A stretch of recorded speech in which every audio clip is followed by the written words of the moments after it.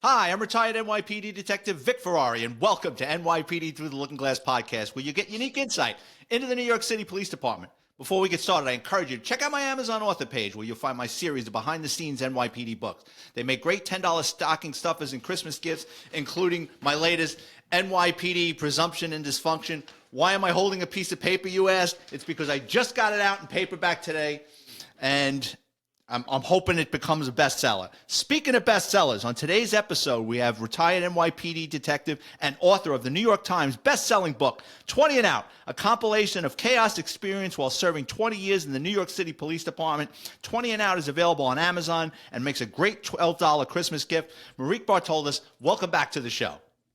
Hey Vic, thanks for having me back. Excited. This is mine. How are you doing? What's new in your world?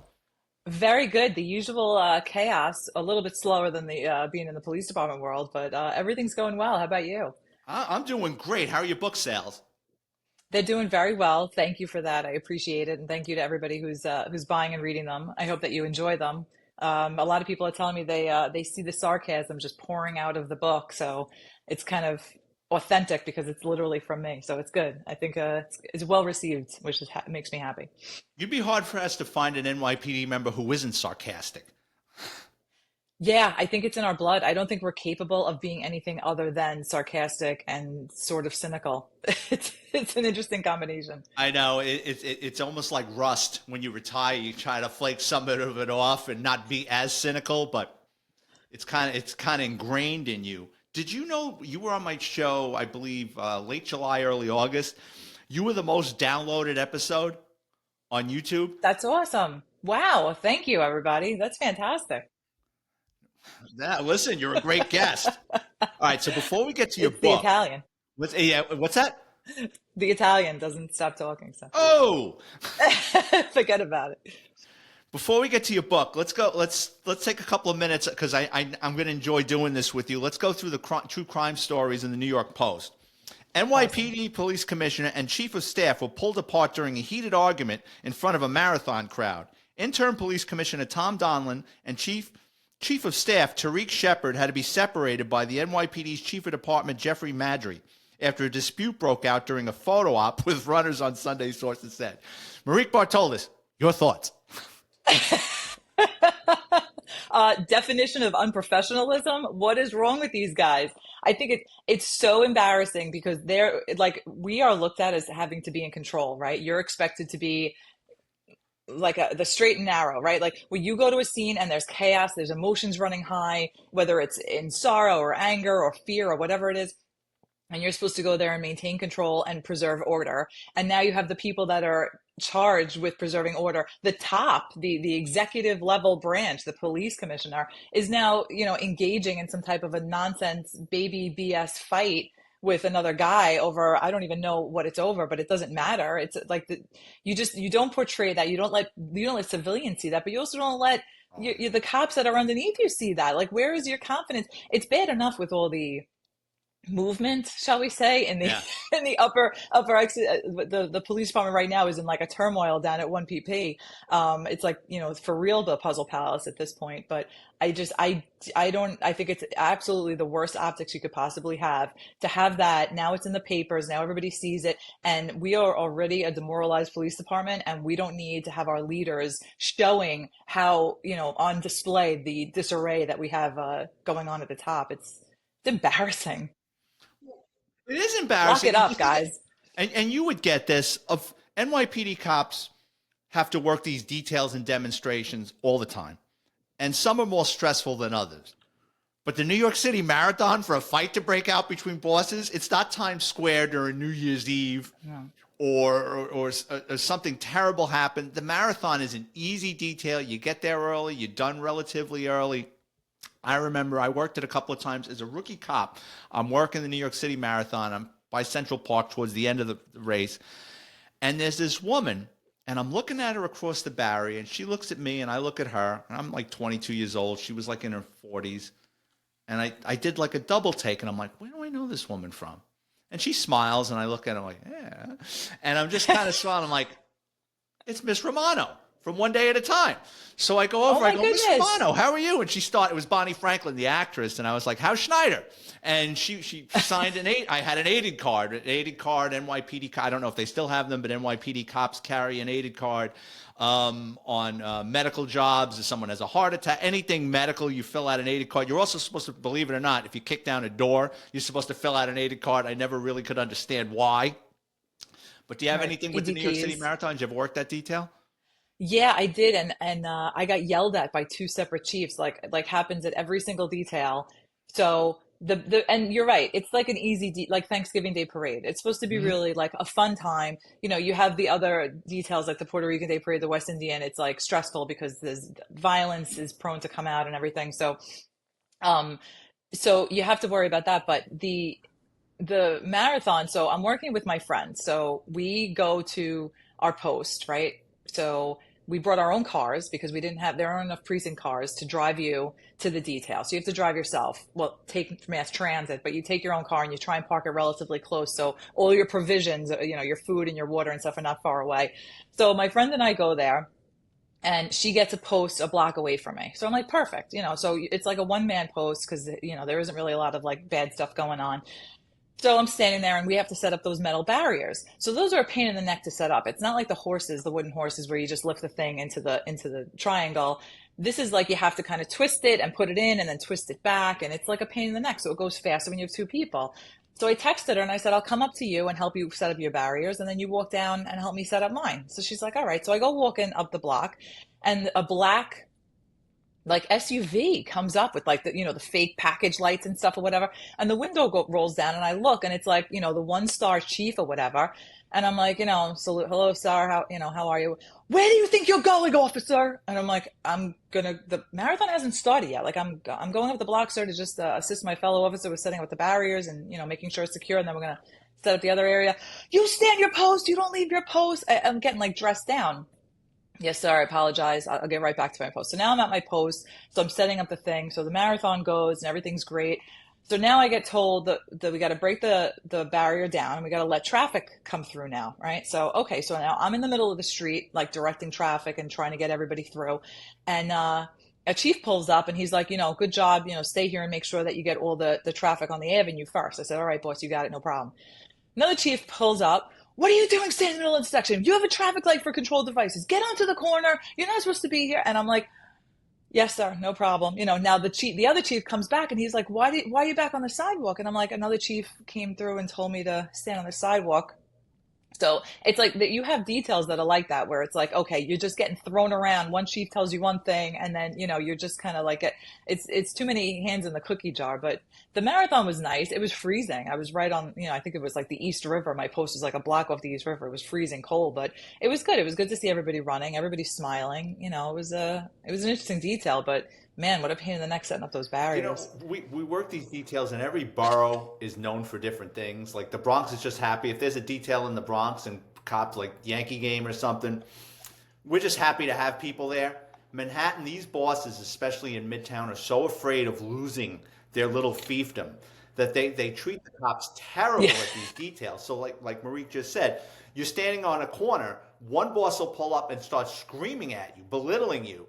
Do this. You start doing this. Another boss will pull up and tell you to do the exact opposite. Later in my career, I was working with another detective who was a real smartass. And this young, wet behind the ears deputy inspector, who's probably in his early 30s, like we're in our early 40s, he comes running over. Detectives, I want you to move that barrier, blah, blah, blah, blah, blah. I said, yes, sir. And as he turns to walk away, my buddy goes, what are you, a fucking weirdo? And he turned around, right? And I could keep a straight face through anything. And he looked, he goes, did you just say something? I go, pardon? And he looked at us and he couldn't believe what he said. But he goes, what are you, weirdo? And we got away with it. Yeah, I did. That's one thing I don't miss about your borough. Oh, especially what is it? Queens North or Queens South that covers Shea Stadium?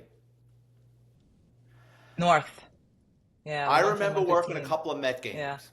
And if you went into that temporary, so at a detail like that, like say when the Yankees, I think it was when the Yankees and the Mets were in the World Series. Then another time we got flown out there when the The Braves pitcher John Rocker said a lot of derogatory things about New Yorkers, so they were afraid that the Met fans were going to throw batteries at him.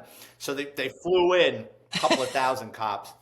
And I just remember being treated so shitty by the Queens North Borough. So like when you have these details, like say it was at Shea Stadium, there's this huge bus. It's like something like the Madden bus, like John Madden would, or a Greyhound bus, but it's a temporary headquarters vehicle with it's a command center. It's refrigerated. You got all these inside people working. So I had to go in there to change a battery. The battery I had was going dead, or it went dead. You walked into that place. It was like walking into first class. Like you were in coach and you worked in, I'm out there sweating my ass off. I've been out there for 4 or 5 hours drenched. You walk in there, they're all sitting there figuring out, they're looking at a Chinese menu where they're going to order takeout food. And I walk into the air conditioning and they all just turn and look at you like, get the fuck out. That Queens North Borough, man, I mean, I have nothing nice to say about them. I never wanted to work in Queens North because I was always a Queens South cop. So we were always a little bit heavier for jobs and, just crime in general. And although Queens North has a lot of great food places, like in transit, we were on the Queens North line. So there was great places to eat. But I never wanted to work there because the bosses in those commands were notorious for being like, your shoes aren't shine. Like when I showed up to work, it was like, thank you guys for coming. We appreciate you being here. Yeah. Like hopefully we get a meal tonight. They're like, your shoes aren't shined. Your flashlight is at 30%. Like they were like nitpick on nonsense things, which I mean, appearances are important. You want to look professional. When your pants turn purple, like those cargo pants that they got us, they always, when you wash it too much, they turn purple. It's like, go change your pants. I get that. But it's like, dude, I got to worry about getting shot at 30 out of 35 of the jobs that I'm going to handle tonight. So we're not really concerned if my boots are shined or not. But yeah, I didn't, I hated details ever. And, they came down frequently, especially in the summertime. I mean, they have and you would get flown out with either, Sergeant A cops or depending if you're in a different, like detective bureau or something, it's like you and you go there to find somebody, hopefully that you can, it's like, where am I supposed to be? Am I supposed to be here? Then you get yelled at. It's like, just leave me in my little home over there. But I had a detail one time where normally what you would do is you would go to your posts, right? You would go to your roll call and you'd be told what posts you have and what guys you're working with. So you go to your post and then the boss would come around and scratch you, like sign your memo book that he was there and made sure that you're on your post. So the boss comes around and he's from another command. I don't know who this guy is. And you give your cell phone numbers to the bosses so that in case of anything, they can call you up and be like, hey, this just came over. Are you okay? So nobody had asked for our numbers, the guy that I was working with. So lieutenant comes up, hey boss, how's it going? Yeah, let me get a scratch, blah, blah, blah, the usual, BSing. And I'm like, hey boss, do you want my number? Because, I didn't give it to you just in case anything happens. And he goes, I'm married. And he takes off and I'm like, no, that's not. And I never saw him for the rest of the day. And I'm thinking to myself, it wasn't for that, but okay, whatever. So, it's always interesting when you run into cops from other places and the shenanigans that are going to happen. All right, so this story is interesting. I'm curious if you have any experience with Central Park. The NYPD quietly removed the commanding officer of its crime-plagued Central Park precinct this month as burglaries, felony assaults, and rapes surge in the iconic green space. All right, so first of all, Central Park is not known for having headhunters or collar guys working in there. Burglaries? What burglaries are in Central, unless you're talking like someone kicked in like where they're selling ices or something. I mean, even if you had Dirty Harry working in Central Park, even so, Alvin Bragg's going to let the bad guys go. Have you ever had to work Central Park? No, I never had that detail, but I can totally see how this went down at like ComSat, where, that's probably what precipitated this whole change or whatever. But I love how the news puts a spin on it that it's like, well, now he's got the opportunity to go and, reduce crime somewhere else. It's like, no, he just got punished. He didn't have the right answers. In the court system with a shoe fly in some borough. Yeah, he's going to be closely monitored to make sure that he's doing his job to reduce crime. But I mean, I feel bad for those guys in Manhattan. They're fighting a losing battle. You're shoveling water against the ocean. You're not going to be successful because everybody who gets put in jail is immediately released. So until they do like mandatory sentences for whatever the crimes are that are, the larcenies or whatever, I mean, I wouldn't walk through Central Park at night. Like you've got to be crazy to do that. It's just not, there's not enough manpower of cops to make that place safe. And There's just parks too attract many. weirdos I mean, anyway. Stephen The homeless McDonald comes camp to out mind. there, and you get weirdos just going in there, opportunists looking to pull somebody into the woods or rob somebody. Yeah, or like the little kids that are trying to prove themselves to the big gangbangers, and it's like, all right, go rob somebody in Central Park and come back with the proceeds, and we'll let you into the gang. It's like, so yeah, you're that's until the district attorney changes his views on the incarceration rates that are necessary. I don't think you're gonna get a decrease in crime there. No, and have you ever had to Too much drive through opportunity. Central Park when it was closed? All right, so working in the No. Bronx, sometimes we would cut through Central Park to get to a detail if it was on the Upper East Side or the Upper West Side. And sometimes they close off the park to cyclists. But we're in a police car. And the Okay. cyclist, I'm talking like a marked radio car, the cyclist will start banging on your car. Hey, get out of the park. It's closed for us. I'm like, we're the police, right? So I got a story about that. There were a couple of guys from the 4-4. They went to a cop's funeral. They might have had a little bit too much to drink. They left the funeral. They caught that treatment going through Central Park. So it had rained the day before, so they decided to take the RMP, the police car, and tear up the Great Lawn. Got it all muddy. This is before cell phones and cameras. They thought it was funny. Tore up the Great Lawn with a police car. They bring it back to the 4-4, sign out, and they leave. Well, these people in Manhattan got the number on the radio car. They trace it back to the 4-4 precinct. IEB shows up at the precinct. The car is there muddy. You know, IEB treats this like a homicide. They're taking photos of the car. Who signed out the car, right?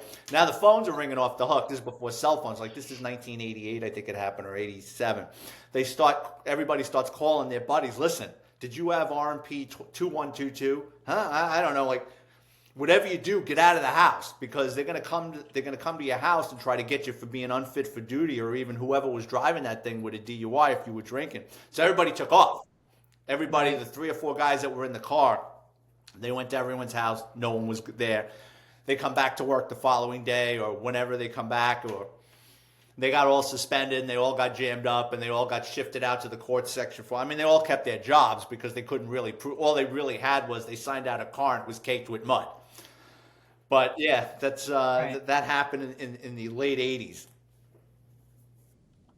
I mean, that's like the what was it, like the firework? There was they were messing around with fireworks or something on the 4th of July at a detail, like Queens North somewhere. And so the guy lights the firework with a cigar, so it Hot? explodes in his face. And I mean, like, yeah, like serious damage, like Oh, missing oh no, fingers. that's Like I not good. remember, like, the like, oh yeah, it was legitimate injuries. And I think they tried to make it like there was a suspicious package that they had a pickup for, and they were trying to invest it. Like they made up this whole, and I'm like, don't, why would you just admit that you were Did dumb, it and backfire? that's it. And so, yeah, big time, because it wasn't, it's a shame that, I don't know why they do that.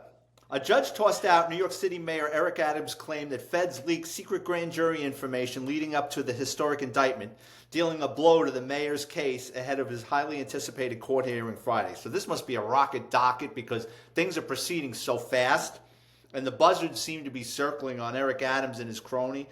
What's your take on all these investigations on former NYPD captain turned Mayor Eric Adams? Well, I mean, when Eric Adams was a cop, I remember he started like the 100 Blacks in Law Enforcement and stuff. And I never met the guy personally, but I always thought it was like a divisive thing in the NYPD. Like, we don't want to have those groups, because we don't need anything to separate us. We're supposed to be together. So I didn't really have much of an opinion of him, but I feel like he truly does love New York City, even though he loves being like the Dapper Don with his Right. fine fitted suits and the nightclub life and everything. But I think he does love New York City, and I find it highly suspicious that all of these search warrants and subpoenas and all these legal actions against him and all of his circle happens the day that he was flying down to DC to speak to President Biden about the illegal immigrant problem that we have in New York City, because it's costing the city, I mean, billions of dollars to take care of these people. And we need a solution. And we didn't cause this problem. We need a solution. The city services are lacking severely for people who live there, the homeless and everything else. And it's going towards this. I mean, kids can't go to school because you have people who are illegally here being, the sanctuary city, and they're being housed in their school. So I think it's all, I mean, if he's doing these things, is it okay? No. You know, you're not really supposed to do that. But like, okay, so he had cops doing, security parked outside of a nightclub. We did directives all the time. It wasn't like, it's not like he's having these guys on overtime or stuff. It's like this is a common occurrence. I mean, you have the How Yes. auto, right? The House of Worship auto. So it was a common occurrence in the NYPD to take resources and put them in places. I mean, we had a couple of nightclubs where there was a lot of shootings, there was a lot of violence. So we had a detail of two or three cars that would just sit there for a few hours or drive around and stop there for a few hours to make just for omnipresence, to let the anybody who thinks maybe they want to do something wrong, that hey, the police are driving around, let's not shoot anybody tonight. So that's like a common thing. So I don't really understand why this was, maybe I just don't know the whole story, but I just think that it's sort of being nitpicked and they're trying to go after anything just to shut him up because he's speaking out against um I guess a political hot button topic in the country right now, and he's going against the regime, and you don't do that and they're going to make an example of you. Yeah, I'm not a fan of him at all. I mean, he came on. He came on a little before me, but we probably came on around the same time. And he was always in the paper bashing the NYPD, that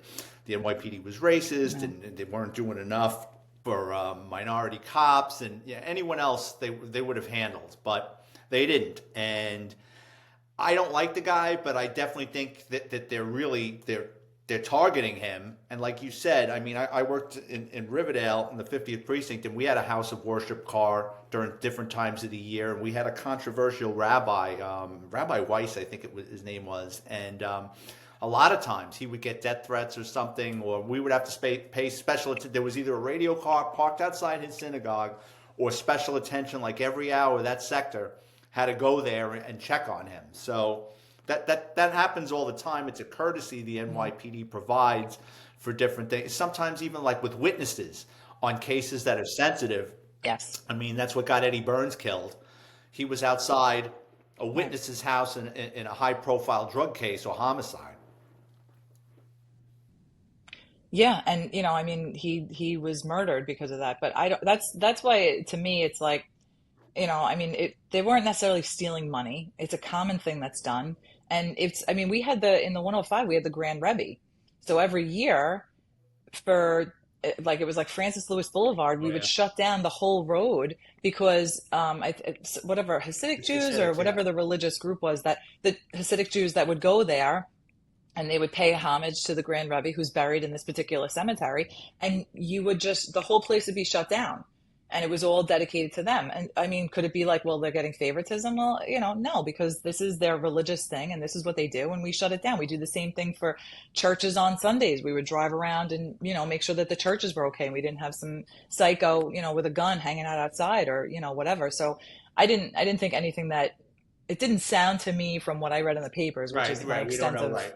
my understanding of this was, I don't know the inside details, but it didn't seem like it was anything that the NYPD doesn't normally do for any number of different ethnic religious groups. We provide security at places where there is potential criminal activity, problems, you name it. That's part of our job. That's part of what we do. And I didn't see that was anything. It happened to be the old PC's brother's place, but I did that at a lot of nightclubs. There were a lot of nightclubs that got special attention. I don't Well, know. with Thanksgiving around the corner, in your new book, there's a story about a pickup robbery when you were in SNU on Thanksgiving Eve. You want to go into that a little bit? Yeah, that was so much fun. You know, it's like I feel like the last time that we spoke, and it seems to be like a recurring thing with us, that it's always when you're not planning on anything happening and it's like it's just a normal thing and the shit hits the fan. So it's Thanksgiving Eve, right? So I'm in street narcotics at the time. So we're driving around and like, you don't on the holidays, especially Thanksgiving, which is like a universal American holiday. It's not necessarily like a religious holiday. Everybody celebrates Thanksgiving. So we as cops don't want to put people in jail on Thanksgiving unless you really have to. You're not out there looking for trouble, really, unless somebody wants to be stupid. But you're kind of just driving around, making sure everything's okay, and it's going to be a nice, quiet night, and you're going to go home. And by that time, we had seniority, and so I had off for Thanksgiving. So I was looking on doing absolutely nothing.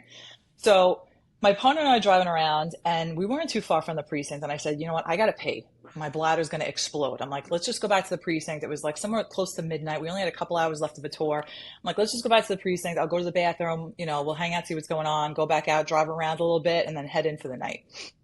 So we're driving down north of Jamaica, a few blocks north of Jamaica, quiet, street, tree-lined houses, whatever. And I'm looking in front of me, and we're in an unmarked van, right? So we're driving down, and I see this guy in like a light-colored puff jacket because it was cold, and he's standing, and I'm like, that looks like blood coming out of his nose. So we drive closer, and as we drive closer, I see two figures in the shadows on the sidewalk running in the opposite direction. So I'm like, oh, sugar, what did we just drive into? So we pull up, and I see the guy, and he's bleeding, and it's a Chinese food delivery guy.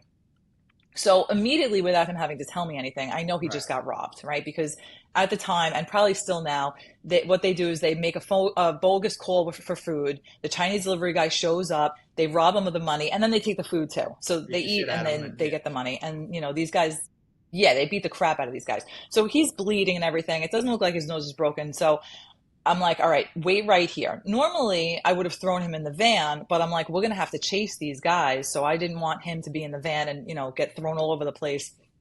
So I said, wait right here. So we spin around and we go flying down the block, and we cut these guys off at the next corner with the van, right? So I hop out of the van.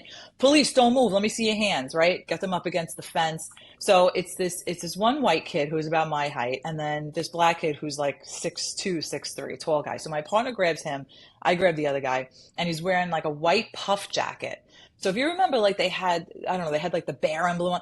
These puff jackets in the wintertime these kids would wear, like, it's 32 degrees. This is like something you would wear in Alaska near the Arctic Circle. You don't need this type of, hibernation material, but that's okay. So he's wearing this huge, ridiculous jacket. His buddy's wearing the same thing. So in my head, I'm like, all right, I go over the radio, Central, I have a pickup 30, strong on whatever. Show me 2 stopped at this location, whatever.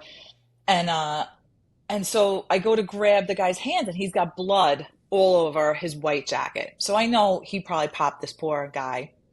So I go to grab him, and he starts wrestling with me.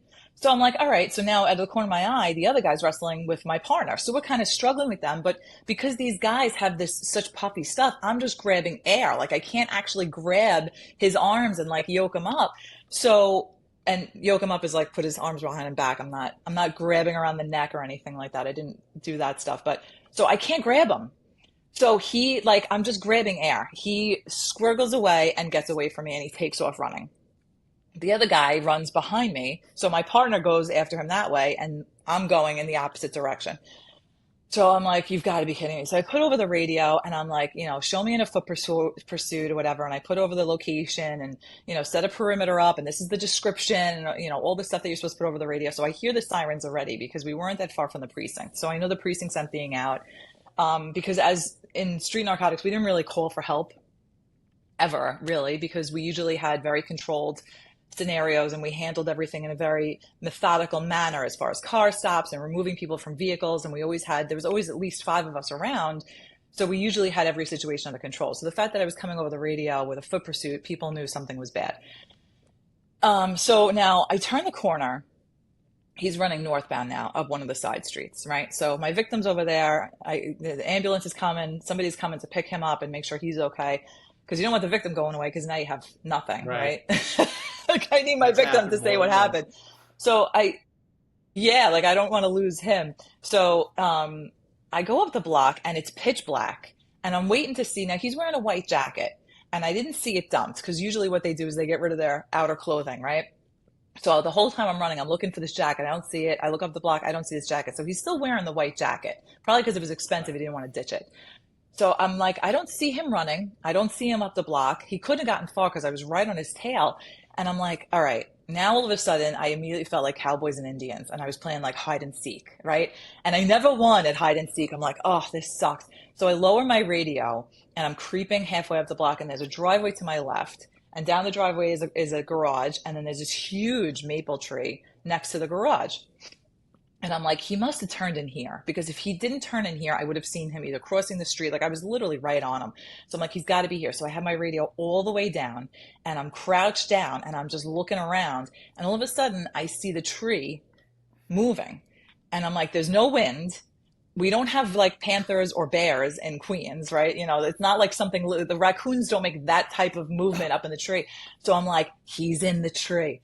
So I go running into the yard. And I think he must have seen me running into the yard because I'm like, I'm just going to go underneath him and put over the address because, you know, you always try and look at the address of the house before you run into the backyard. So I go running into the backyard and I see he's like climbing up in the tree. I see him up in there. He hops over the tree, over the garage, into the yard behind the house. So I'm like, man. So I think I yelled out police or whatever. So I think the cops in the vicinity probably heard me because I was yelling. So there's a chain link fence separating the 2 yards. It's like 5 feet tall. I had the chain link fence, and as I'm hopping the fence, my foot misses the top bar. So I just launch myself over, and boom, I fall flat onto the concrete below on my tailbone. And I'm like, oh, and I mean, the wind got like knocked out of me. Like I was like I literally made like a, sound like it hurt. So I see like stars, you know, like the stars are just blinking in front of me. And I'm like, in my head, I'm like, I got to get this guy. So I stand up and I'm like, something's not working in my lower back. You know, I'm like, oh, this isn't good. So one of my buddies had seen me, I guess, go running up the driveway. So he's all of a sudden behind me. I don't even know where he came from. And he's like, yo, are you okay? And I'm like, yeah, I'm good. He went down the driveway. So we put over the radio, like this was the last place we saw him. This guy's like in the wind. He couldn't have gotten far because we had the perimeter, which means like all 4 blocks were already set up. So there's cops all over the place. He couldn't have gotten far. And I gave up. I'm sitting there and I'm like, I can't walk. I can't move. So it turns out this guy was going to go play home base. He lived at that house. So he called for the robbery a block from where he lived and he was going to run home. And because we interrupted him, he just ran around the block and hopped the fence. So now he's in his own yard of his own house and he's hiding underneath the car. So one of the detectives that I worked with, he looks under the car with a cigarette hanging out of his mouth. He's like, he's underneath the car, you know, like, come on out, like not a care in the world, you know, typical like salty old detective. So we grab him up and the other guy got caught. He caught the second piece. So we get into the van and you know, I'm thinking to myself, well, now I got a collar, right? So I'm going to be doing a day tour on Thanksgiving. So I don't want to be missing Thanksgiving dinner or whatever, but I'm like, this is a robbery. This is a great collar. I'm going to take this because my partner didn't want it. So another guy comes with me. He's like, you know, if you want, I'll take the collar because that would mean he doesn't have to work tomorrow night. And I'm like, no, good try, but no. You know, I'm going to take this one. So we go back to the precinct and I'm like ignoring the pain. Like the whole ride back in the van, I'm just, you know, I'm trying to find a comfortable way to sit. And I'm just like, so the squad guy takes the guy that I had grabbed up into the box and he's talking to him, Miranda, the whole thing. The guy starts spitting the bit about what happened, you know, writes a confession. And the detective's like, do you want to sit down? Isn't there for the interview? And I'm like, no, I can't sit. So I'm standing there and like, I am aching in pain. So 4 hours later of processing, fingerprinting, getting all this done, I say to the desk sergeant, I'm like, yo, I gotta go to the hospital. I'm like, I think something is wrong. It hurts. My butt is killing me. So I go to the hospital. I fractured my coccyx falling off of the fence. So now the rest of the day and for Thanksgiving, I'm sitting on like a donut, you know, on painkillers, like drooling at the Thanksgiving Day table.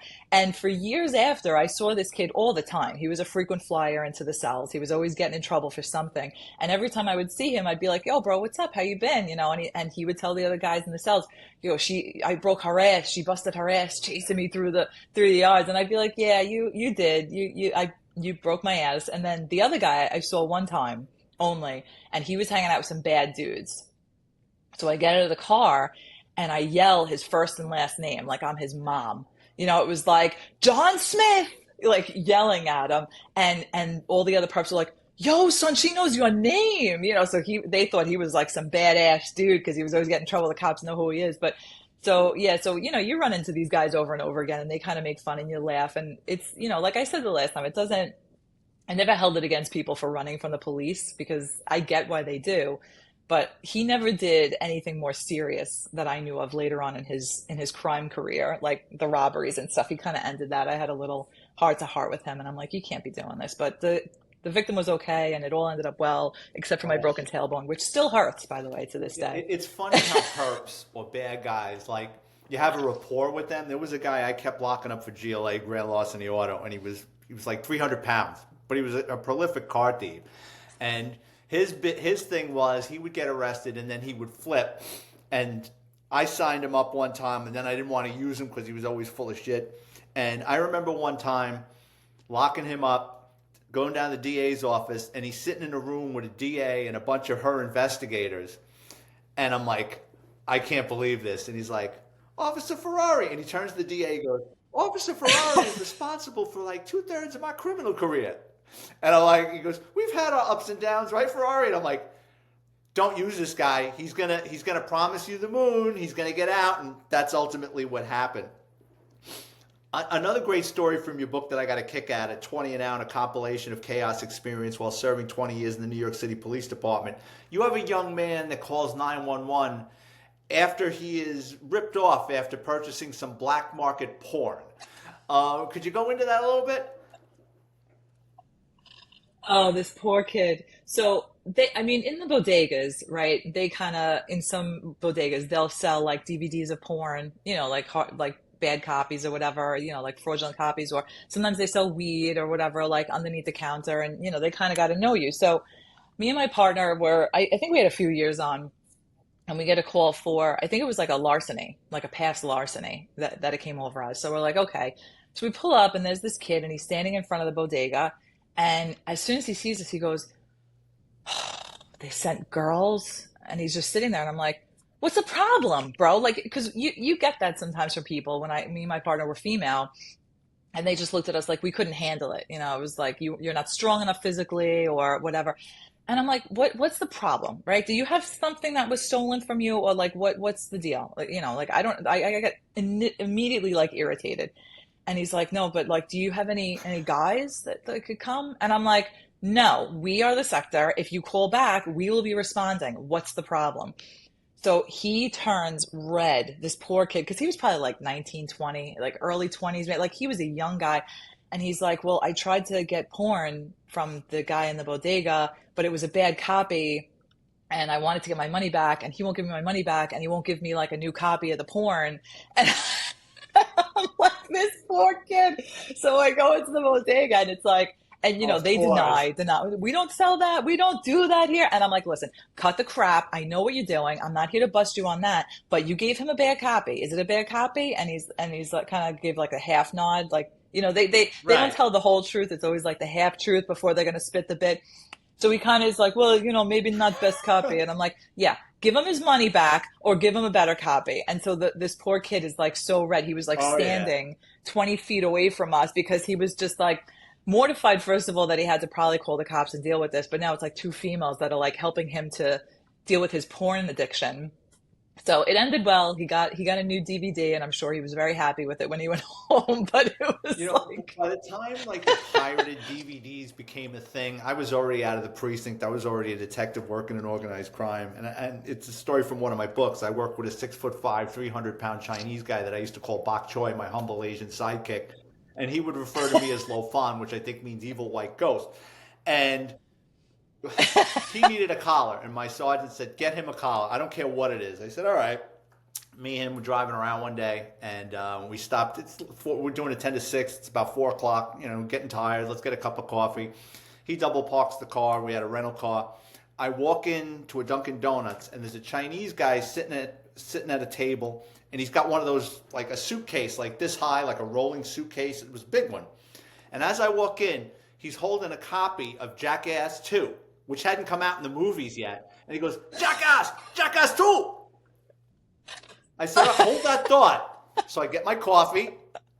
I go back outside. I put the coffee in. I go, Bok Choy. I go, your cousin's in there selling pirated DVDs. He goes, well, I never made collar like that before. I go, listen, this is your collar. Get in there. So we walk in. He goes, Jackass 2. And we're like, yeah, all right, this is great. You stand the guy up. And then the funny thing, I had never made an arrest like this before. And you know when like you before a movie starts or when you pop in a DVD, it says this movie is protected by the American a Picture Association of America. Yes. Like they really have a phone number, and Copyrighted. you Yeah. call them up, and it's usually a retired detective. It's usually a retired NYPD guy that works for them, and he comes down. He'll come to the station house and he'll look at the DVDs and he'll say these are bogus, and then he signs off on the affidavit that yes, he is selling things that aren't authenticated by the American Picture Association of America. Yeah, I've never Perfect. gotten Yeah. involved with something like that before. And for another great story from your book, and I always found tossing female prisoners to be a challenge because they have more places to hide contraband, and you got to be careful. You know, you give a quick pat, but you don't want it to go any further. And you hope to God there's a female cop working. You have a few stories from your new book about female crackheads finding creative places to hide contraband. Yeah, it's true. Like the guys, I feel bad for you. You got like one spot to hide it, and it's very easy to find if you got something tucked under there. Like I found a lot of weed underneath there. But so this one time, it's not my collar. Like, when narcotics or some outside unit would come into the precinct, they would have female perps. So they would always say, can we get a female cop to search the perps? So I got this female, and she is extraordinarily well endowed. She has the biggest bosom I think I've ever seen on anybody. So, but like you have to kind of take it seriously, and you have to understand, like, I'm not trying to feel these people up. I have no desire to do this. It's like not anything that I want to do. But we have had instances where people have snuck in razor blades, a gun. Like they will sneak things into your cells and then get into central booking and then go into, if they end up in Rikers Island, whatever, and you don't want anybody else to get hurt, especially cops, because of your poor toss. So you really need to do a good job. And for females, like favorite places to hide things are usually in the bra because it's like, if you have the underwire and stuff, it's great. So I'm like punching her boobs because I don't want to be like manhandling them. So I'm just kind of going like this to see if there's any blades or anything in there. And I feel like some kind of rock thing. And I'm like, what the heck is this? So, I got to put my hand in there and I come out with a napkin wrapped up and it's like little hard rocks. So in my head, I'm like, being like a former narcotics guy, I'm like, oh, this is a lot of crack. Like this is like a good nugget of crack. This is awesome. So I open it up in front of her and it's a napkin filled with like cashews and peanuts filled. And I look at her and I go, what the hell is this? And she goes, well, sometimes I get hungry, so I just keep it in there just in case I get a little hungry and then I have some nuts. And I'm just like, so I went from thinking we had like felony weight crack to, it's just like her snack patch and she just kind of tucks it in there and reaches for it sometimes. So she was a pip. She was great. She was laughing with me because I'm like, you're out of control. So then, we had narcotics come in and I give credit to the narcotics guys. I never went into narcotics because I saw what they had to bring in and you're dealing with addicts. Later on in my career, it was the fentanyl and, the needles and the syringes and you're really putting your life out there that you get stuck or, you end up inhaling something that you're not supposed to. And half the time these people get sick. So they have to go to the hospital. There's only so much sugar you can give them before they start, withdrawing. And it's like, it's a nightmare situation. So they have this female and she was, like the crackhead, a typical, like very skinny, addicted to crack and, fiending a little bit or whatever. So you give her like a Snickers bar and it's like, all right, I have to search you now. So usually like, you have your system for searching people. So I would always pull out the bra so that anything that's in there would fall out.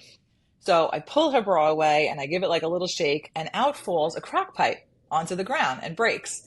And I go, oh, look at that. Look what we've found. Like, because she's proclaiming her innocence and she just got rounded up by these corrupt narcotics cops and out falls a crack pipe. And I'm like, well, look at that on the ground. She goes, oh, no, that's not mine. And I'm like, I'm sure it's not. It's inside your bra. She goes, no, this isn't my bra. I'm telling you, look at it. It doesn't even fit me. So she like ripped her shirt open to show me that her boobs don't actually technically fit into this bra and it's not hers. She just picked up a random bra off of the street corner and put it on one day and it happened to have a crack pipe in there. And I'm sitting there and I'm like, these guys, the ability to think on the spot for some of these perps is pretty incredible with the defense attorney mechanisms they come up The with. things It's that so roll out of funny. their mouth sometimes, and they can sound so convincing. And if you're, if, especially when you're a young, naive cop, it's even sometimes later on in your career. I remember one time there was a check cashing place in the precinct, and before direct deposit, every cop, unless they would run to the check cashing place to cash their checks. So, and the check cashing place was good with us. And they had this system where if someone tried to pass a bogus check, it was like a maximum security prison. They would lock the door. There was an electronic buzzer, so like, so you were Right. trapped. So it's this con. She was a professional con lady, and she got caught trying to pass a bad check, and have a female cop start tossing her inside the check cashing place before we put her in the radio car. Not a strip search, but to make sure she's not. And again, same like you just said, a well endowed woman. Bag of crack. We find coke on her, and she goes. She goes, I'm dying of cancer. I'm allowed to have that. My doctor gave me a prescription for coke. I mean, and you know what? It's that for the drugs, it's hilarious. But I mean, you have it too from minor. Like I remember we had a chick. It was patrol. I pulled over for running a stop sign. Right. Like who cares? It's a summons, right? So I pull her over, I go up to the car, and she's like hysterical crying. So I have no sympathy for females who cry. Maybe the guys always do and get away with it, but I'm just like, I don't really care. You know, license, registration, insurance card. And she's like, no, you don't understand. I'm bleeding. And I look like, you know, bleeding where? I'm like, what are you shot? What's the problem? No, I'm having a miscarriage. And she's hysterical crying, and she's telling me she's having a miscarriage and she's bleeding out. And so I look, you know, like on the seat of the car, and there's nothing there. She's in like dress pants. And I'm like, Toots, you're clearly not having a miscarriage. She's like, no, I'm having a miscarriage. I feel it. It's really bad. I'm like, okay, then I'm going to call you an ambulance and we're going to have to take you to the hospital then, because if you're claiming that you're having this medical emergency, we got to take care of you. Well, no, you don't need to call an ambulance. I'm just going to drive myself there. And I'm like, oh, so you're okay to drive? Okay. Well, you're just going to hold on a second. I'm going to write you the summons, and then you can be on your way to the hospital to handle your miscarriage. Meanwhile, she's got like a six-pack abs. You know, she's like, there's nothing going on there. I'm like, okay. Like, just to get out of a ticket. Oh, I know. We could do a whole we could do a whole episode on that of things that we've heard for people trying. And I was never a summons guy. You know, it's that wasn't my thing. Yeah. There's another great story in your book about you were training a rookie cop, and his first job in the precinct was a robbery at knife point.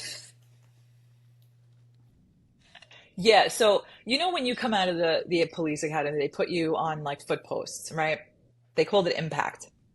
So they put like, you know, five guys on a corner in a heavy precinct, and they kind of leave you out there to kind of figure it out for yourself and, you know, pay your dues on a foot post so that you're humble. And then when you get into a radio car, you appreciate it more, and you kind of get you on the foot post, you get used to listening to the radio is basically all you're doing there, because you know, you handle one or two jobs at the most, write a couple of summonses, and that's your deal. So we got this guy from the 103. So once you do your 2 years in whatever these heavy precincts are, they'll disperse you to other commands that need the manpower. So we get this guy from the 103, and you know, he's got his little his swagger because he worked in the 103, and he's, you know, heavy precinct, and the 105 is so soft and all this stuff. And I'm like, all right. So they stick me with this guy, which pissed me off to begin with, because I'm like, I'm not a How much time training did you have on cop. the I job don't at that train point? people. Like six All right, so you're a six six-year years, five or veteran. You six got this years. So rookie I cop wasn't who's full of piss and vinegar. full of, yeah, and I'm like, oh, here we go. So the first job out of the gate, and we were in a busy sector that night. So the first job out of the gate is a robbery at knife point. So I'm like, okay. So, you know, I'm doing the thing on the radio, explaining to him, like, you want the description beforehand, find out if the perp is on the scene, direction he fled, whatever, like, you know, explain to him how to do it. And he's just sitting there and he's just looking annoyed. And I'm driving because he doesn't know his way around the precinct, and doing the radio, which normally would be his job, but I didn't think he knew how to do it. So we get to the location. It's a laundromat. So we walk in, right? And the perp is now in the winds. We don't know where he is. We already knew before we got there. So I have a lady who was a worker, and she's got a nice slice along her neck, not crazy bleeding or whatever. It wasn't, you know, it wasn't like a jugular was cut, but it was a good slice. So, you know, I'm telling him like, okay, you're going to want, you know, to get the ambulance, and let's get a description. And I'm getting my pad out to write down what this guy looked like and stuff. And he lights up a cigarette in the middle of the laundromat. And he's like, in the 103, this wouldn't be a robbery. I'll see you later. And he and he walks out. And I'm like, so now for guys who aren't cops, when you're a rookie and you're with the senior cop, you're doing the radio, you're doing all the paperwork, you're handling all of the stuff, and the senior cop is kind of just standing there, right? So this guy is leaving me to get the description, get all the victims' names, start writing the 61. So the sergeant gets there and he's like, why is the new guy out on the sidewalk? And I'm like, I don't know. He told me that this isn't a 30, Sarge. What do you think? Yeah. Like this is because I'm like done with this kid. I don't want to deal with him, whatever. And he's like, all right. And I'm like, listen, if you got to put me on a foot post, that's fine. I'm not working with this kid. Put me with somebody else. And he's like, okay. So that kid had to walk a foot post for an extra week, and then That's he the kind of quickest way to get a bad reputation in the precinct. I mean, that's like basically giving everybody a roll call of the finger. It's because now you're going to tell yeah. that story and he's done. How long did it take Yeah, him? he's done. How long did it take And him after that to recover?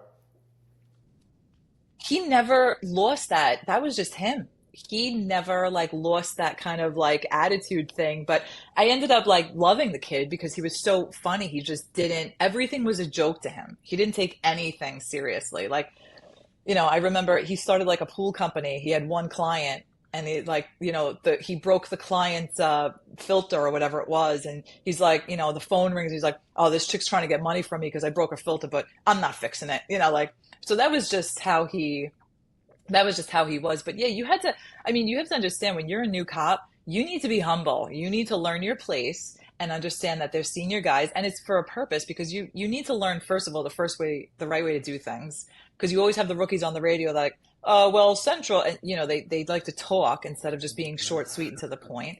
And you need to learn like how to handle things, how to talk to people. Like when I was a rookie, it was sit there and shut up and don't say a word and learn how we do things here.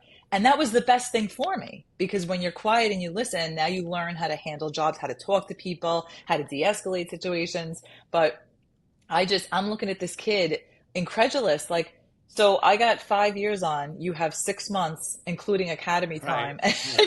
and you're walking out of your job like this is your complaint This report, is buddy. Yeah, horrible. like not a care in the world.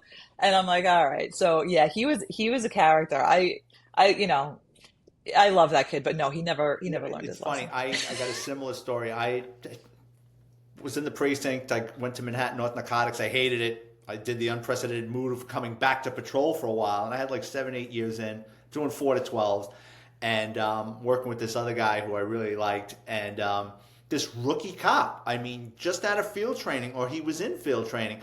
We're coming out of the back of the precinct. We were getting gas or something. He walks up to us, and he gets in the back of the radio car. We're just looking at him, and he goes, and he wasn't in full uniform. Like he was like doing station house security or something. Like he was just kind of walking around the station house. He goes, "Take me up to the check cashing place." I'll never forget. It was a Saturday. He goes, "Take me up to the check cashing place." So I look at my partner. We smile. I go, "All right." So we take him up to the check cash place. He goes, "I'm going to cash my check." He goes, "And then I'm going to get something to eat." I said, "Okay." He went into the check cashing place. And I looked at my partner. And I just drove off. And I left him at the other end of the precinct, and he was calling for a ride. And Well, it's funny you said this same guy did the same thing to another years later to another cop who was the other cop was using the bathroom in like a pizza place or whatever. They were on meal, they were getting food.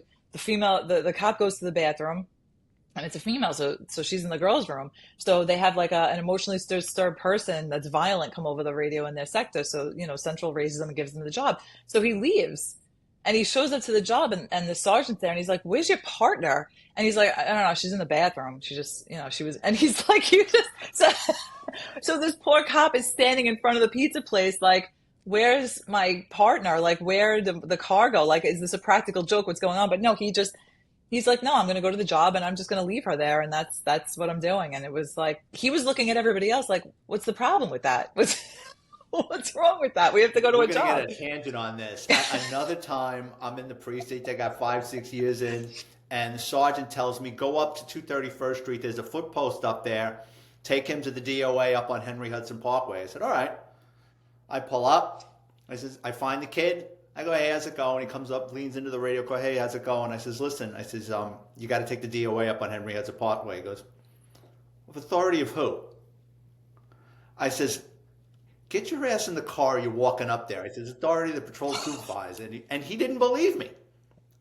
Like, I just was, that's the quickest way. Again, cops just look for a way to kind of X somebody off, like to just kind of blow them off. And when you start making mistakes like that in a precinct, it's very cliquish. You know, I mean, you do something stupid like Yeah, that, your best bet is just to go along with it and take the ribbing, and eventually that'll go away. It's the right. guys that kind of dig in and double down like they're playing blackjack. It's just they just keep digging that bigger Yeah. hole, and then and just their career isn't going to go anywhere. Yeah, you got to be a team Absolutely. player, right? You got to take some hits. You got to sit on a bad foot post or a smelly DOA in the summertime, and you got to like when you're a rookie, you're going to get all the crap. You're going to get hospitalized prisoners. You're going to get the foot po You're going to get all the bad stuff that nobody else wants to do, and you never like the rule was you don't complain. You just keep your mouth shut. Thanks so much, boss, and don't complain when nobody relieves you from meal or brings you anything or you just keep your mouth shut and put up with it because if you start complaining, if anybody finds out you're unhappy with anything, it's Oh, the over guys, for you. or I the mean, kids, like what I they'll would do is they complain in think they'll transit. circumvent, they'll run into roll call. And they'll tell the civilian employees, I don't want Yes. this, I don't want that. Well, the civilian employees know these cops for 20 years. They're gonna turn around and say, yeah, this kid's a bit of a pain in the ass. Yeah, you don't want for the new guys who maybe are watching, don't just keep your mouth shut. Yeah. Just pay your dues and keep your mouth shut and just don't let anybody know what you don't like. They're like I'll say now that I hated details because I just didn't like them, but I would never say that when I was working. Nobody knew how much I hated details. You got the detail and you're like, all right, cool. Oh yeah, like Like when you got thank 15 you. years That's in, you're that's like, it. I don't friggin' believe this. I'm working this crap again. Like then everybody's, especially if Yeah. you're like in a specialized unit and stuff, and everybody's got time on the job, and then it's a bitch fest.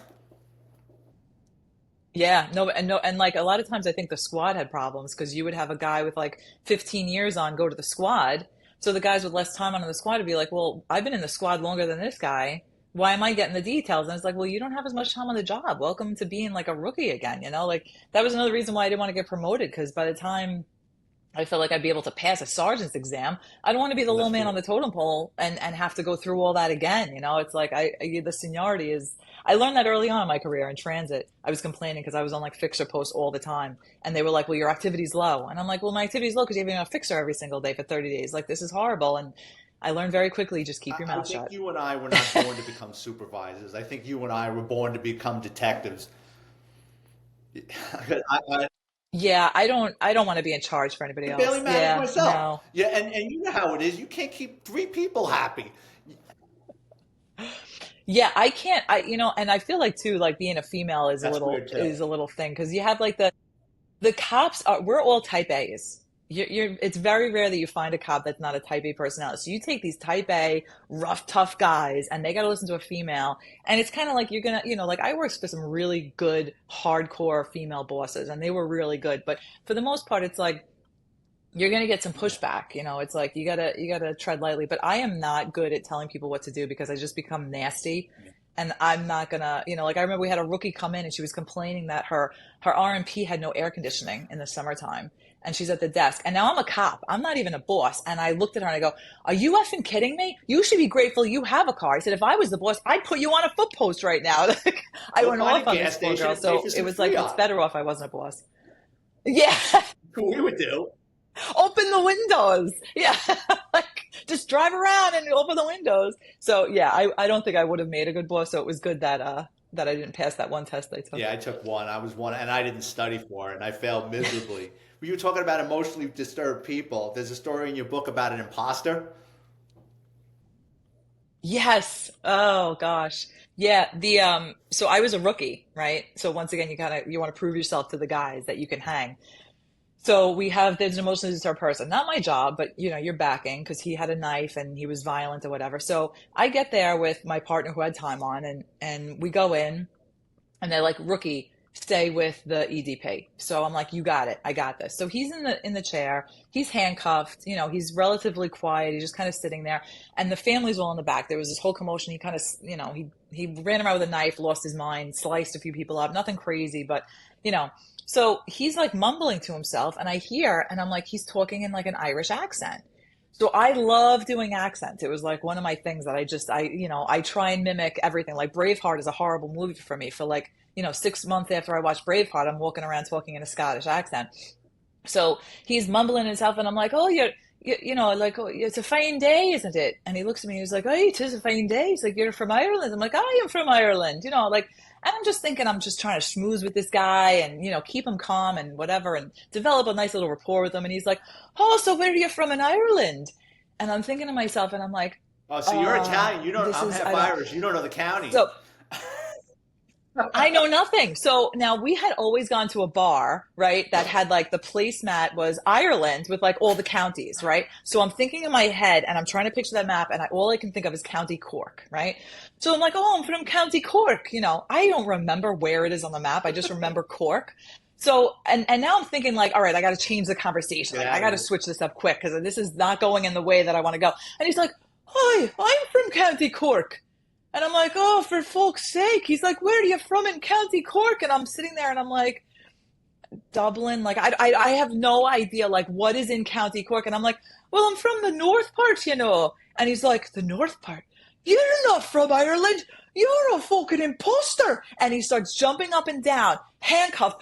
Imposter! Imposter! And he's screaming at me. So now all the cops, and there's probably like half of the tour, like there's like six cops plus the boss in the back dealing with the victims and getting the story and everything. They come running to the living room in the front of the house because they hear this commotion going on, and this guy's spitting, she's an imposter, she's not from Ireland, jumping up and down. And they look at me and they're like, what the, they're like, get out, get out. They just kicked me right out of the house because they're like, he was calm and cool and nothing was going on. And here comes Mons and she walks in and this guy's blowing up completely out of control. They're trying to calm him down. And I'm just like, oh, it was so embarrassing. But yeah, in 2 seconds, this guy was able to figure out that I was an You were imposter. the imposter. See, there was a couple of guys like that in a precinct that I remember they were fire starters. Like you never wanted them around your perps. Like you'd have a volatile perp that you just got him to calm down, and this guy, you're in the arrest processing area. You just calm this guy down, and this cop will walk in, look in the cell, and make a comment, and just for whatever reason, just sets the guy off again. And it's like, dude, I'm gonna have to EDP this guy. Just get out of here. Leave him alone. So you were a fire starter. That day, yeah, I learned very quickly, don't open your mouth at jobs. Yeah, Just be and it wasn't quiet. your collar, right? Or your EDP. No, it wasn't. Yeah, so that was, I think they were, I mean, when you have an EZP that's a collar, it turns into Oh, a I really know. big bag because they got to go for psychological evaluation. Now you have to have cops sitting with him in the psych ward for 3 days. It's like a disaster. So I think they were trying to not make him an EZP just so they could do the arrest processing. And now he just went completely psycho because of me. So we're gonna. No, listen. Sorry. You're gonna apologize to me. Apologize to that cop that locked up the man from county court. And of all the, Yeah. and this, you want to laugh? My ex-girlfriend's mother was lace curtain Irish. She wasn't from Ireland, but she was. You go into the house, you got all the little Irish things, and I'm half Irish. And got into an argument with her one time, and I said, "I know more about Ireland than you." She goes, "How many counties are there?" I said 32, and she just looked at me. And then she says, how many provinces are there? I said, four. And she said, name a president of Ireland. And I did. And she couldn't believe it. And my girlfriend goes, how do you know these things? I go, just what you said. We used to go to a bar, the four provinces. So I knew that. And then as a little boy, I Right. remembered there was bumper stickers that said 26 plus 6 equals 1 equal Ireland, the county with England and everything. So 26 with Oh, 6 is 32, right? Yeah. 30, 12, yeah. So maybe 7. Yeah. But, oh, and then Yeah. my ex-girlfriend told her mother, well, that doesn't count. Like, well, I knew it from, like you said, like the bars. Yeah, yeah. Thank goodness for the bars. Otherwise, I would have been really Well, you lost. got But close enough it to didn't him, help me but out too much that your day. cover got blown. Yeah, well, you learn quickly. Like, if you're going to tell a lie, you better have that lie well thought out before you open your mouth. Like which helped me later on with informants Oh, and stuff. It's like, okay, we gotta make this lie true now. So let's figure this out. But yeah, I learned how to. You got to think on your feet a little bit faster if you're going to make stuff up. It didn't work out too well. all right. So we're gonna close out on. Tell us the story about your first gun collar. Oh my goodness. Okay, so I was in street narcotics, right? And so we had just turned out. It was like 6 o'clock, 6:30 at night. And as we're leaving the precinct, a robbery in progress comes over, and like there was like a Puma bag that was either stolen or the perp had a Puma bag or something. I forget what the detail was with that, but there was a Puma bag involved in this robbery. So we're driving down the block and we're heading in the direction of the robbery. And I just happened to look down the side street and I see like a Tahoe truck and a guy leaning into it that kind of fits the description of the guy who was doing the robbery. And there was just something about it, like, you just see something and it's not right. And I'm like, you know what? Just squib. Yeah, like it just I don't know why. Like it's a guy leaning into a car. Like he's got a puff jacket on. It's the wintertime. It could have been him, maybe not, but something was wrong. So I tell my partner who's driving, I go, yo, just square the block. I saw a Tahoe, something's wrong. So he makes the right, and as we're going down the block, we're kind of running parallel to where the car was. So I guess the car took off too. So as we're nearing the end of the block, the Tahoe now is flying past us. I mean, like flying, like top speed, like 90 miles an hour, like shoo. Like we had to look to make sure that it was still the same car. So I'm like, holy sugar, that guy might have just done that robbery. Like it looked like somebody was leaning into there. Maybe he dropped off the proceeds or something.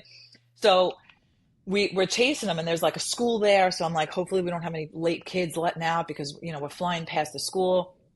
So we do the car stop and we get out and it's two guys and they're big dudes and they're very calm and very quiet, which Yeah. as you know, like the calm and quiet ones are no good. No, Like you don't want to run into the calm and quiet perps. Yeah, like they've been doing this for a way longer time than me, and this is going to be bad. So, we at SNU we were always within a few blocks of the other car, so we radioed to the other car that we were following this car. They pulled up like almost right away. So I'm on the passenger side, my partner's on the driver's side. So he pulls out the driver of the car, because we're talking to them and the stories are making say, oh, we were just picking up, Chinese food and I'm like, well, where is the Chinese food? And so the questions that we were asking were escalating the probable cause level to something is not right here. So I'm looking in the back seat as my partner's talking to the driver, and I see all these bags, book bags and all kinds of bags, and I'm like, I think that underneath is the Puma bag. Like it looks like one of the bags in the robbery. So I'm like, you know what, let's just rip them.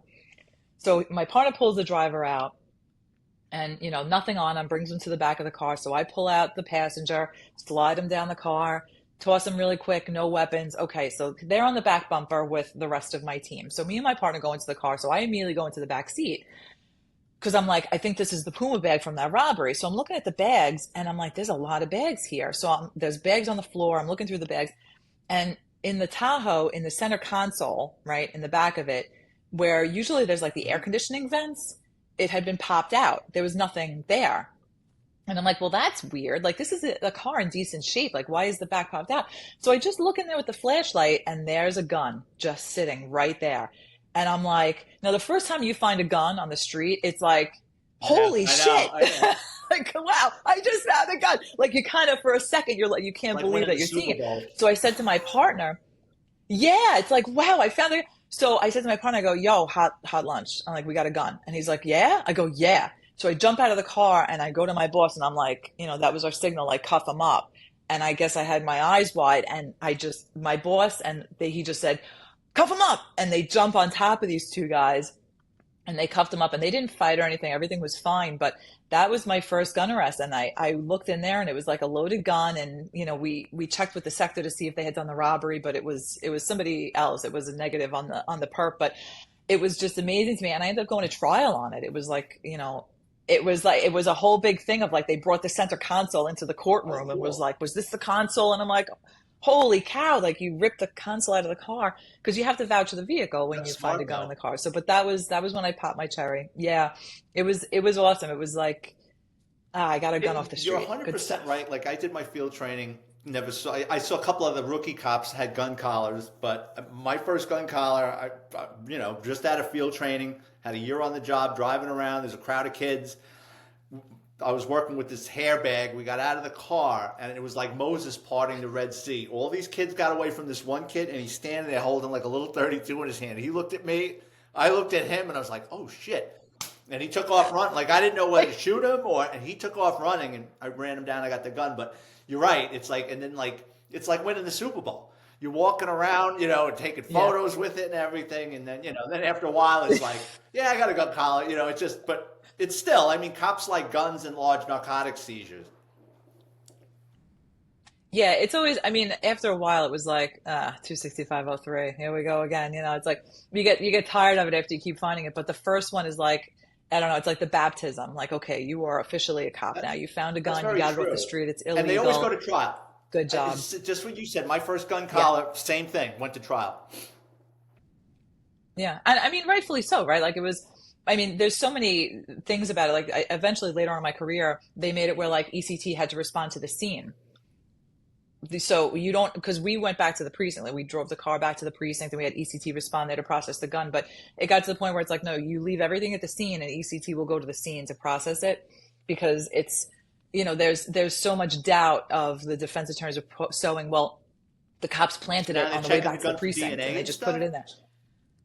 Yeah, yeah, they swab it, they do the pictures and everything, they do it Oh, all, the so you old just days, leave it the way it everybody is. And like tearing that one time I car had a apart looking for a second gun because you're figuring if they trapped out that one spot, we're trying to put a trap right, in it now. And then in auto crime, that we used to right. respond constantly if a cop had a gun collar or a narcotic seizure. Can you look for traps? And sometimes we would find them, sometimes we didn't.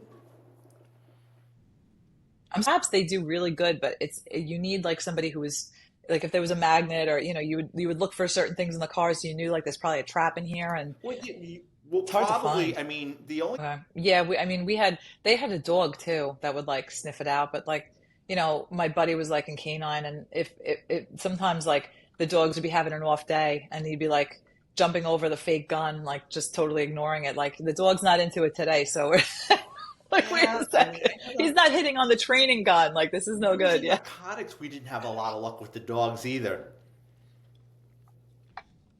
Yeah, they were. I mean, it's weird that like that gives you PC and stuff. Like I had a few instances where we had to call the dog just to have the articulation of PC. Like, is there a gun in here or whatever? Because we don't want to waste our time with the cars and stuff. I'm like, I'm not going to rip this car apart and start ripping doors apart if there's It's not a gun sued. in here. But sometimes, yeah, like I don't want to deal with the drama. But sometimes it was like the dog wouldn't hit and there was something there, or the dog would hit and there was nothing there. And it's like, it's not 100% science. Nothing really is. But it was always fun to see the dog come and watch him run around. And, is he going to hit on it? Like it's there. I know it's there. And he's just walking past it. So, It's a little bit of squirrel. knowledge is dangerous because I remember there was a couple of guys. I mean, every now and then you get just somebody that got a little overzealous and thought there was a trap in a car and would tear some guy's car apart and then call us praying that we could get them out of this. And there was this one sergeant, he worked in a specialized unit, I'm not going to say his name, and he wound up getting jammed up for something else. But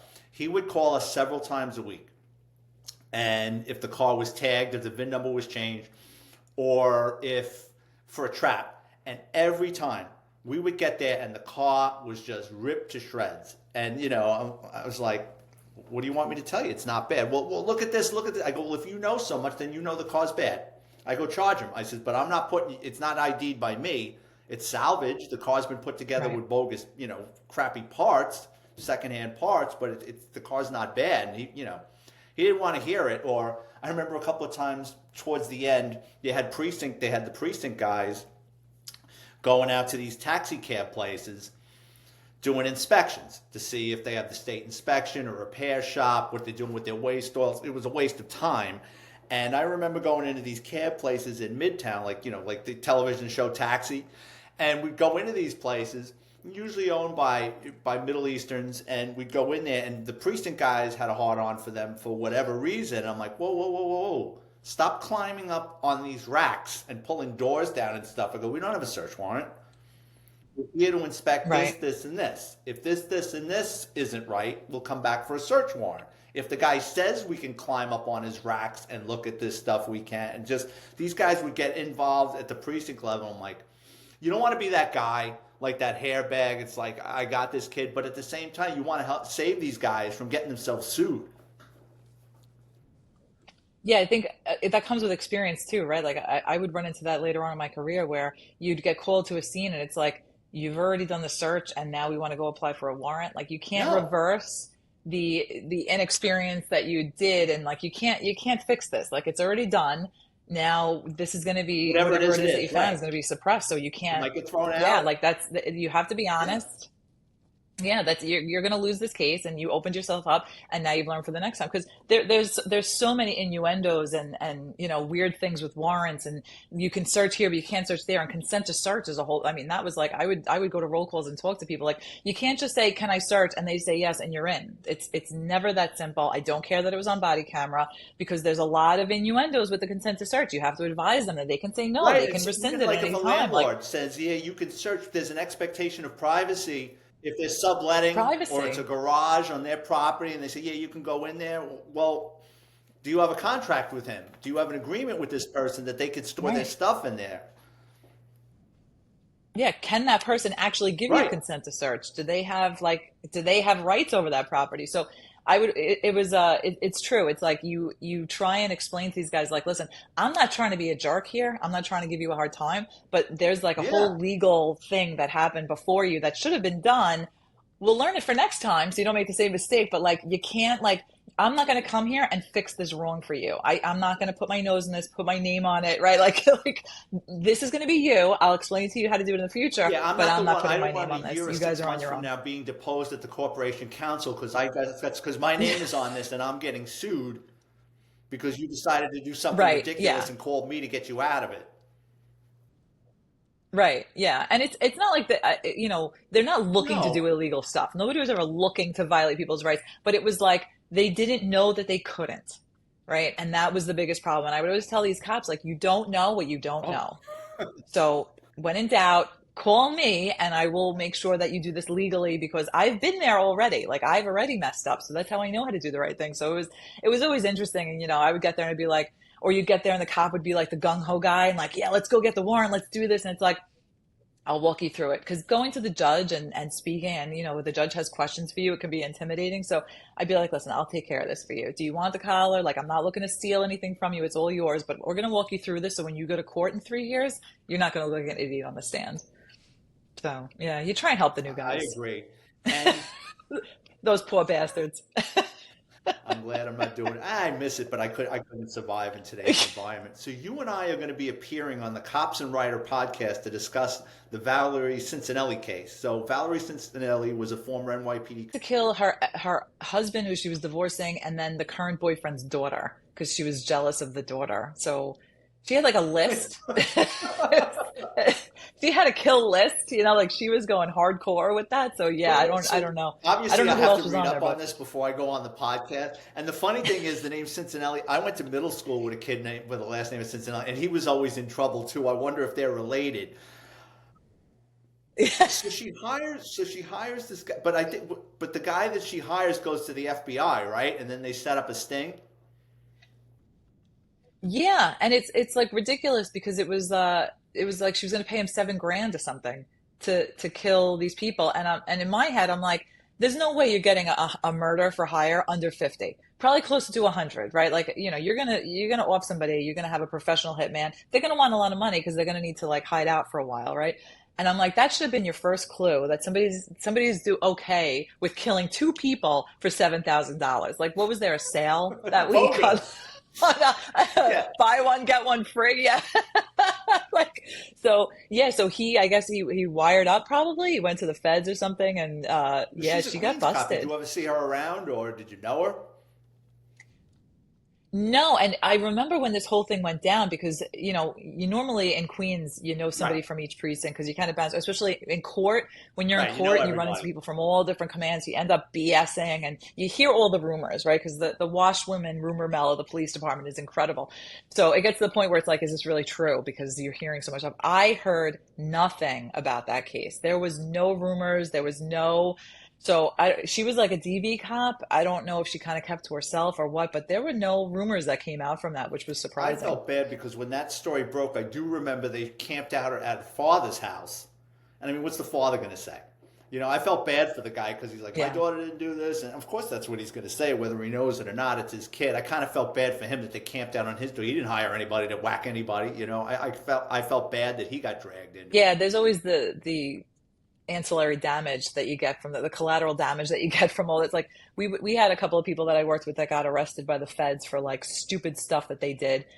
Nothing a good hot cop hates more than a bad cop, but like, you have the news in front of the precinct, camped out, and they're filming you walking in and walking out, and it's like the last thing you want is to be on the news and to get involved in that Well, frenzy what did that they get locked up happens for? when that's all caught up. We had two people, well, three people, I think, were involved in some kind of scam with the tow companies, where they would like give information to insurance companies for people who had gotten into car accidents, and then they would hook up their tow company people because like Roto, we right? had the roto, right, the rotation tow. So if there's an accident and the car is disabled, Central will go and call. There's like seven tow companies, and they go down the list to prevent corruption. So what they would do is instead of telling Central, the car's disabled, they'd call up their guy and be like, "Yeah, come," and they'd get a cut of whatever the tow was. So they got caught up in that, and I don't know Federal? how they got found out or whatever, but They went what, federal? yeah, like the feds Oh, got you know why? Because the involved, tow and companies yeah, are probably because mobbed up. That's how they got it, caught. yeah, it got, I know how they got it caught. was Not un, I know how they got caught. The feds are not because probably up on a wire, and on the okay, wire they hear the cops calling up and giving it. But that's that how came it over. went. Okay, yeah, so I mean, they got, but I mean, I worked with these guys like daily, like one of them was a female, her locker was like down, it's like, you have no idea that these guys are doing this stuff, but yeah, so we have the news for that, and then some other guy he had like a boyfriend who was a juvenile, and it was like some type of inappropriate relationship, and yeah, it was like, I mean, like stupid stuff, and it's like, how do these people pass the psych? Like, I mean, I don't, isn't there some type of personality that's going to be Yeah, maybe more inclined to do criminal acts, and you can kind of test for that. So it's I embarrassing, always found that honestly, the ones that got involved in the sophisticated schemes were very intelligent. You got the ones that become bitter and just say screw the job, and they have problems at home and they don't care. They develop a drug problem and they go bad. But then you get the ones like the mafia cops, or I can't think of any right off the. Well, no, there was a couple of guys in narcotics. There was a sergeant and a detective that during my time in the Bronx that they had an upper echelon informant that they wanted to do some rip-offs with, and the informant couldn't believe it, and the informant turned them in, and they were looking to do some rip-off. I think they had done some. Um, but yeah, like if a cop came up to me and like, listen, yeah. I don't know what you're doing tomorrow, but what do you say we come in early tomorrow, get our raid jackets, and rip off this drug spot? I'm like, what are you out of your Yeah. mind? I'm not, like, I'd look at that. I wouldn't want to be near that guy again. Yeah, I would be like I would shake out and be like, Yeah, make an IAB log, because I don't know if this is a right. That's test. what Is this that. a test to see if I'm gonna like, you worry because IAB does random tests like that to see, are you going to steal the money, and like somebody turns a wallet into you. Oh, I You're had always that happen savvy here. to that, right? Like you're at a detail and somebody's like, "Oh, here's a wallet and there's no ID in it, but there's like, $300 in cash." And it's like a test. So you're always super paranoid. I agree. How do they get together and say, we're going to, I mean, we had a wire once where it was going all over the place, and we're in the wire room, and all of a sudden somebody comes over, and it's like a parole officer, a probation officer or something, and they call up one of our subjects and is like, "Yo, they're going to raid your house. I was just in a meeting and they're going to raid your house." And it comes over the wire, and it's like, oh, first of all, you're Right. pissed off because you're like, now we got to give these cops a heads up because they're going to, this guy's either going to take off or he's going to fight. So, you're going to have like some type of a hostage crisis. And then it's like, what the hell, man? Like, where do you get off? Like, you're supposed to be on the good guys' side and you're helping out the bad guys and you're giving the rest of us a bad name. Like, so, and then the notifications that come from that. Now you gotta, transcribe that phone call and notify internal affairs and like the whole thing, and outside Oh yeah. agencies get involved, and it gets We crazy. we Yeah, used to no say that all fun. the I, time. I Every don't like time when we that went up on happens. a wiretap, a cop wandered onto the playing field. I mean, sometimes just out of stupidity, and sometimes they were bad. Like that case I worked on where they were shipping cars to China, and then you had the subjects doing hits. We had two cops from a Bronx precinct that were riding around with these guys that were killing people and stealing cars. And what they would do is they would run plates for these guys. So these guys would write down a plate of a car or motorcycle they wanted to steal. They'd go to their buddies, and they were smart. What they would do is, so say you and I went on a job, and we were on the third, fourth story of a building. These two guys would show up and say, "Hey, can I borrow the keys to your car? I got to get a 61." They would go back into your car, and if your mobile digital terminal was logged on, they'd run the plate in your terminal Yep. so it wouldn't come back to them.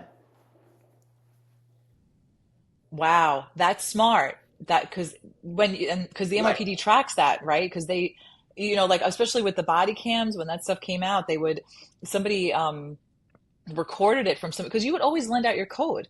Like, do you my Omni code's down? Can I just borrow yours? And you just or you're logged on and somebody jumps on the computer and it's like it wasn't a thing that you would be concerned about. But then they started realizing like there would people that would film the body cam videos and then release it to the press or social media, whatever. So then they figured out how to like stamp it so that the tax number of whoever was logged on would have the thing, and they kind of you kind of started holding your codes close to your chest and you didn't really tell anybody what your codes We were did because that in it's like organized crime. I don't Yeah, want to get caught it's a up little getting jammed different. up because you A little yeah. different in organized crime. Yeah, we're very close to the vest with information. There's a chapter in my new book called The Hypocrite because I was the biggest hypocrite in the world with that because I wanted to know everything. And then once I got in, I didn't want to share anything, unfortunately. Yeah. Do you got a copy of your book? We did that with Do you have a warrants a copy? lot too. Oh yeah, I do. All right. Hold up a copy of your book and give us the title of where our listeners can pick up a copy for Christmas. So it's 20 and out, compilation of chaos experience in my 20 years in the New York City Police Department, and you can find it on Amazon, hardcover, softcover, or Kindle So Unlimited. it's a great read. Check it out on Amazon. And Marique, I want to thank you so much for being a guest on the show. Thank you so much. I really appreciate it. Thanks so much for having me back. I have a great time with you, Vic. I Well, we'll appreciate you have you having me back back on on. again. Thanks. And as always, I want to thank everyone for tuning in, Awesome. including my friends in Brooklyn, New York, Adelaide, South Australia, Wantor, New York, Akron, Ohio, Vienna, Virginia, and Woodbridge, Ontario. If you work in law enforcement and have an interest in criminal background, please drop me a note on Twitter or Instagram at VicFerrari50 to be a guest on the show. If you're watching on YouTube, please hit the like and subscribe button. If you enjoy the content, check out my Amazon author page. Type in my name, Vic Ferrari, like the car, where you can preview all my books for free, including NYPD, Presumption and Dysfunction. It's $10 paperback. And like Marique's book, it makes a great stocking stuffer. Thanks again, everybody, and I'll see you next week.